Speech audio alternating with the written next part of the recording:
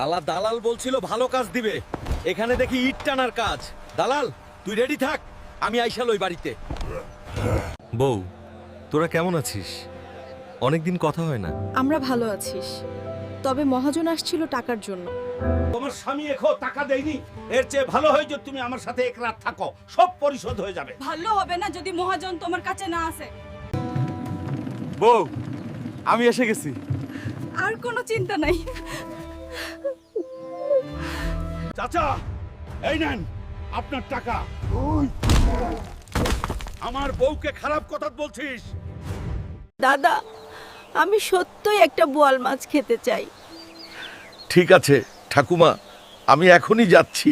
আমার দাদি খুব অসুস্থ, তিনি তার মৃত্যু শয্যায়। সবচেয়ে বড় বোয়াল মাছ কার কাছে আছে? আমার এটা দরকার। চাচা, বড় বোয়াল মাছটার দাম কত? ওইটার দাম 5,000 টাকা। জীবনে কি করলাম, একটা বড় বোয়াল মাছ দাদিকে খাওয়াতে পারলাম না। আপনি ইট ছুঁড়ে তিমি মাছের হাত থেকে অনেক প্রাণ বাঁচিয়েছেন। আপনার যা ইচ্ছা তা নিন। দাদি, আমি তোমার জন্য একটা বড় বোয়াল মাছ এনেছি, তাড়াতাড়ি এসো। ফুচকা হবে? হবে আপু।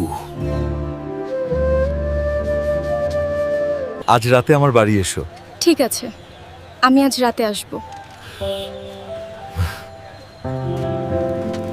আমি সব ভিডিও করে রেখেছি, যদি আমাকে 1 লাখ টাকা না দাও আমি সব ফাঁস করে দেব।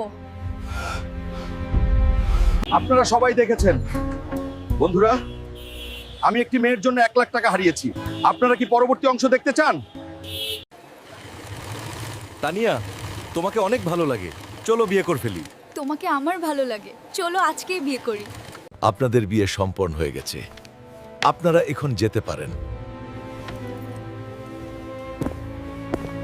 তানিয়া, আজকে বেতন হবে, বেতন পেয়ে সব টাকা আমাকে দিবা। ঠিক আছে, সব টাকা তোমাকে দিয়ে দিব। এই বইয়ের বেতনের টাকা দিয়ে আমি এখানে খরচ করব। ও, আর আমার বেতনের টাকা পুরোটা বাড়িতে পাঠাবো। তুমি আমাকে ভালোবাসার কথা বলে বিয়ে করলে, কিন্তু দেশে তোমার একটা স্ত্রী আছে, এই সত্যিটা লুকালে কেন? আপনারা আমার মতো কেউ ভুল করবেন না। সবাই আগে খোঁজ খবর নেবেন, তারপর বিয়ে শাদী করবেন গার্মেন্টসের জগতে।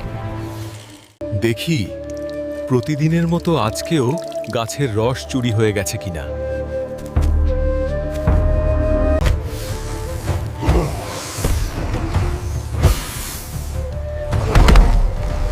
তাহলে তুমি রোজ আমার রস চুরি করছিলে, এখন দেখো তোমার কি হয়েছে। আজ থেকে আমার গাছ থেকে কেউ রস চুরি করবে না।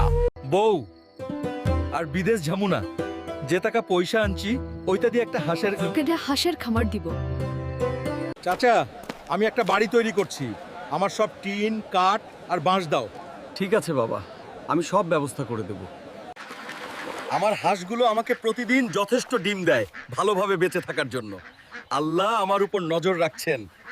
স্ত্রী, আমাদের সর্বনাশ হয়েছে।